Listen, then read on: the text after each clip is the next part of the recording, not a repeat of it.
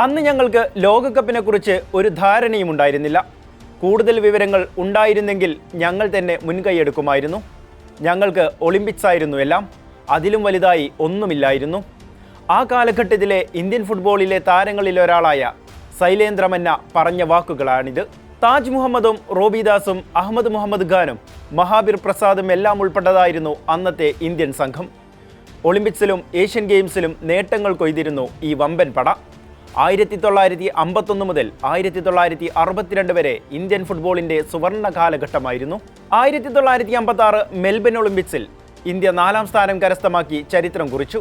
1962 ശേഷം പിന്നീട് ഇന്ത്യൻ ഫുട്ബോളിന് അന്താരാഷ്ട്ര മേൽവിലാസം നഷ്ടമായിക്കൊണ്ടിരുന്നു. പ്രതിഭകളൊട്ടേറെ പിറന്നെങ്കിലും ലോക ഫുട്ബോളിൽ ഇന്ത്യ പിന്നാക്കം കുതിച്ചു. ഓരോ ലോകകപ്പ് വരുമ്പോഴും ഇന്ത്യ 1950 ഓർക്കും. ലോകകപ്പ് കളിക്കാത്തതിനെക്കുറിച്ചോർത്ത് പരിഭവിക്കും. ജനസംഖ്യ 150 കോടി പിന്നിട്ട രാജ്യത്തിന് ലോകകപ്പ് കളിക്കാനാകുന്നില്ലല്ലോ എന്നോർത്ത് ദുഃഖിക്കും. 48 ടീമുകൾ കളിക്കുന്ന 2026 ലോകകപ്പിലും ഇന്ത്യക്ക് കളിക്കാനായില്ല. ഇനി എന്ന് എന്നതാണ് ഇന്ത്യൻ ഫുട്ബോൾ പ്രേമികളുടെ ചോദ്യം. യെസ്, നമുക്ക് കളിക്കാനുള്ള സാഹചര്യം ഒരുങ്ങുന്നുണ്ട്. 2030 ലോകകപ്പ് മുതൽ പങ്കെടുക്കുന്ന ടീമുകളുടെ എണ്ണം 66 ഉയർത്താൻ അന്താരാഷ്ട്ര ഫുട്ബോൾ സംഘടനയായ ഫിഫ ചർച്ചകൾ നടത്തുന്നു എന്നാണ് റിപ്പോർട്ടുകൾ. അമേരിക്കൻ ഫുട്ബോൾ ഫെഡറേഷനാണ് വിപ്ലവകരമായ നിർദ്ദേശം മുന്നോട്ട് വെച്ചത്. ടൂർണമെൻറ്റിൻ്റെ ജനപ്രീതിയും വാണിജ്യ സാധ്യതകളും മുൻനിർത്തിയാണ് പുതിയ നീക്കം.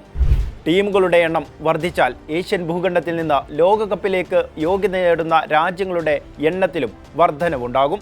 നിലവിലെ റാങ്കിങ്ങും യോഗ്യതാ റൗണ്ടുകളിലെ മികച്ച പ്രകടനവും പരിശോധിച്ചാൽ ഇന്ത്യക്ക് സാധ്യതയേറുകയാണ്. വരാനിരിക്കുന്ന ഫിഫ കോൺഗ്രസിൽ ടീമുകളുടെ വർധന ചർച്ച ചെയ്യുമ്പോൾ ഇന്ത്യക്ക് ആകാംക്ഷയേറും.